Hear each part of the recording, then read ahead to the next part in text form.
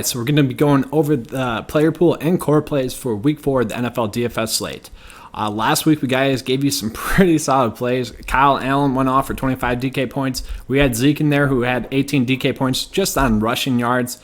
Yes, he didn't. He could have scored a touchdown. Would have been real nice. Obviously, we want a little bit more from that, but still not too bad.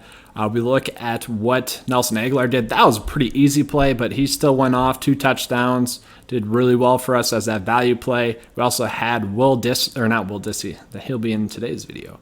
We had Darren Waller, who just went off at the tight end spot. So 4 really solid plays for you last week. Let's get into the plays for this week.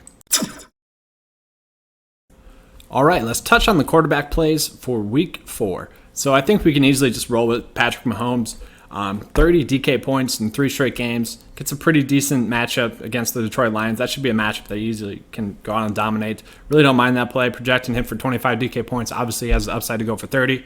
And, if you want to play him in cash and just lock in 25 points, really don't mind that. But I do really like Russell Wilson here going against the Arizona Cardinals, who have just really struggled defensively. So this seems like a safe play. Their offense honestly does look a little bit better when they're passing. So, Russell Wilson, that should be a nice play for us this week. And you can stack him pretty easily, once again, with Tyler Lockett. And I'll touch on that later on in the video. Going a little bit lower, there are some plays that you can play. Maybe someone like Kyler Murray. If you want to stack Fitzgerald and Murray, you could definitely do that. Matthew Stafford, if you kind of want to, if you don't want to pay up for Patrick Mahomes, you can play Matthew Stafford in that game if you're trying to game stack that game. But there is some decent value here. Daniel Jones obviously had that really good week last week in his debut, but he's got an even better matchup going against the Washington Redskins. This is a matchup that he should be just easy hit value here. Not priced up enough for this matchup. He should get 20 DK points, and then you can easily stack him as well. But the quarterback I'd rather play in this game just because he's cheaper is going to be Case Keenum. The only worry with him is that he could potentially get pulled in favor of Dwayne Haskins if he struggles, but still, the fantasy output has been there. Even if he hits his average from the last 3 games, he's going to hit value at that price point. So given the matchup, given how he's played fantasy-wise, I just love that play too much. Definitely priced down a little bit too much than he should be. After that, there's not really too many plays that I love, but those are going to be the 4 kind of main quarterbacks that I try to stack on this slate. All right, so let's touch on the running backs here. You could obviously easily start out with Christian McCaffrey. If you have enough money left over, definitely do that. You always pay up for the studs if you can. Same thing goes with Dalvin Cook here. Yes, the Bears are visually a good defense, but they've kind of struggled against running backs. I still would kind of want to avoid that if possible. Austin Eckler is the play that I'd rather just go out and get. 6 or 7 targets in each game so far this year, so that floor is there. Going against the Miami Dolphins, who are just poor defensively, especially against the run, Austin Eckler should have no trouble hitting value once again. Even at that 8K price point, I'm projecting him to score 20 DK points, so really don't mind him as a play. Leonard Fournette, the volume has been there. We know he's been playing in over 90% of the running back snaps for the Jaguars. He gets his best matchup of the year, and he's coming off of his best fantasy output last week. They got the win by establishing the run, and Leonard Fournette, yes, most of that came on one big run, but still, they want to get him involved, and given the fact that this is his best matchup so far this year, I like him, especially at that price point. He should easily be able to hit value there. Darrell Williams is a play that's pretty interesting. So a lot of people, if they're just watching the stats, they might think that McCoy had the better game. Obviously, he had 2 touchdowns, but Darrell Williams almost had one himself. He still had over 15 DK points in that game. I just really don't mind this play. Damian Williams is looking like he's not going to play. LaShawn McCoy is still a little bit banged up. So Darrell Williams should at least get 13 touches at that price point, getting used in the passing game. It should be there for him. And then obviously if he scores a touchdown, he's definitely hitting value. So I really don't mind Williams at the price point. We still kind of got to wait on the news there, but still, that should be a good play. Then lastly, we got some value. Kenyon Drake, if you want to play him, you can. It does seem like the offense moves a little bit better with him in there. They looked a lot better actually with Josh Rosen at quarterback. So maybe Drake gets a couple more dump offs, can get to 12 DK points for you. I don't love that play. I do want to mention Wayne Gallman. I'm a little bit worried about his usage in the passing game last week, but he should be able to get his in this offense. If he sees over 12 touches, he should at least hit 10 DK points or more. Obviously, the more touches, the better. It's kind of hard to predict that right now, especially if you're stacking that game and you have Danielle Jones as your quarterback. A little bit harder to play Wayne Gallman, but if you just kind of want to do an all-out stack of that game, you could easily play Wayne Gallman if you want to go that route. All right, so let's talk about the receivers here. Obviously, Keenan Allen, the targets have been there. I think we want to jam him in until Melvin Gordon comes back when his value goes down a little bit. But this is an easy matchup. Once again, the Miami Dolphins are just poor defensively right now. You can attack them via the run game. You can attack them via the passing game as well. You know, stacking Austin Eckler and Keenan Allen has made sense actually the last 3 weeks, and it still does this week. That could be a base of at least 40 DK points for you. If you're going to be playing Patrick Mahomes, I think this is the week to go back to Sammy Watkins. He's had over 10 double-digit DK points each week so far this year. It's just a matter of not if he is catching the deep balls, which he hasn't the last 2 weeks, but that could easily regress back to the mean this week.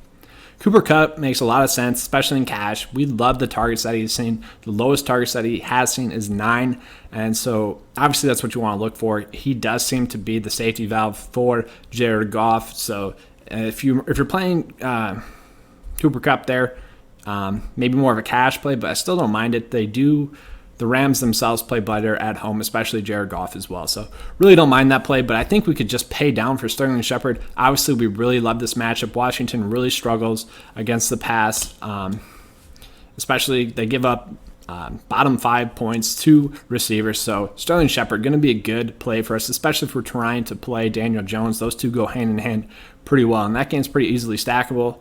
DJ Moore, we'll touch on this real quick. We kind of got lucky last week, so he only had 1 reception, 2 targets, but that 1 reception, 1 for a touchdown. So it's been iffy with him, but I still don't mind that play. It's a pretty easy matchup. He should be able to get his as well. If DJ Moore doesn't, that's going to mean that Greg Olsen had a good week, I think. Philip Dorsett, we kind of got away on the news. That Sunday news came in, and I almost put him into the cash build, put him into a bunch of GPP builds. So that's just kind of a play we got away in the news and see. Price isn't too much. Talking about price not being too much, Terry McLaurin, this guy looks like a beast, and he gets the best matchup of the year so far for him, going against those Giants. Once again, I really love stacking this game. And, you know, you could easily do that with Terry McLaurin and Sterling Shepard. Really don't get the price point for him. Maybe it's more of that Monday night game because they played the Bears. I don't know. But we got Preston Williams here. I already mentioned Josh Rosen has looked better. That offense has looked a little bit better with Josh Rosen. Heck, Preston Williams should actually have 2 more touchdowns on the year. He's actually dropped 2. I don't know if that's like a glass half full or glass half empty kind of approach there, but still, hopefully Preston Williams can start catching the ball a little bit more consistently. We got Paul Richardson here.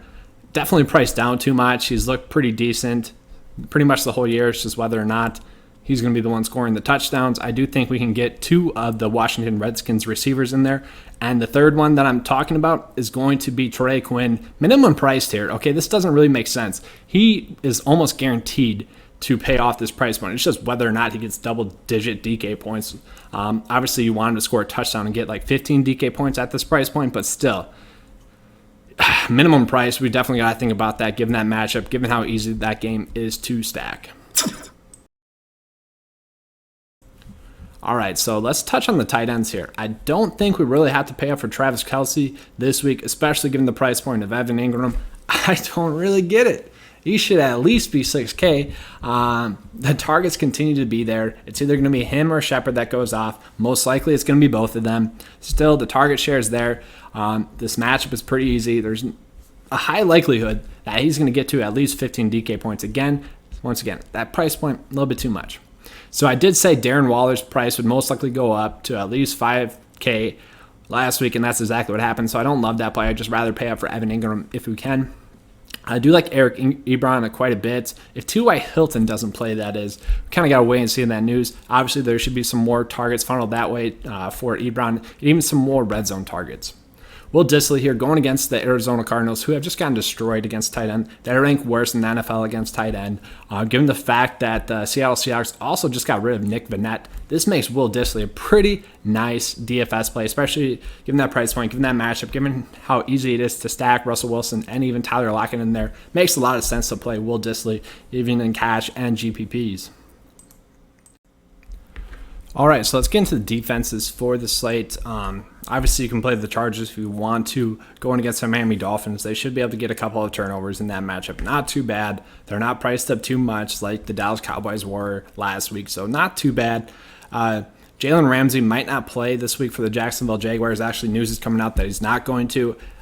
Still, this should be a matchup that the Jaguars go out and play pretty well in. They should at least get 8 DK points in that game. Not too bad. There's not really any one defense or two defenses that you should play. You can kind of mix and match it. Play them based on what your build tells you to do. The Texans here are going against the Carolina Panthers. They're playing at home. I don't mind that play. They should definitely go positive. And honestly, this is going to be a week where I think we see some weird defensive scoring. The Titans, once again, they're priced pretty cheap for a team that should easily go, 5 DK points. The Falcons are getting better offensively, but that's kind of a wait-and-see approach there. And then after that, nothing that I really like too much. The Bucs have been playing good defensively. Obviously, they just got torched by Daniel Jones, so I don't love that play too much. There's just not really much there on this slate, so I think if you want to play it safe, that's a fine approach. Maybe just roll with the Jags. All right, that's all I have for you guys in today's video. If you enjoyed this, as always, please give me a like and subscribe. I really appreciate that. Leave some comments in the comment section. Let me know how you guys been doing. And if you guys want to, you can join the NFL DFS membership, $10 a month for that. The PGA membership, we have a combo membership going with NFL and PGA. That's $14 a month. Most of you guys are probably here from my PGA DFS success. Videos there cover it pretty well. So if you guys haven't checked those out yet, please feel free to. It's kind of interesting time in PGA, but definitely still fun. So make sure to check out those PGA DFS videos and make sure to become a patron if you guys want to keep cashing. All right, we're out. Thanks.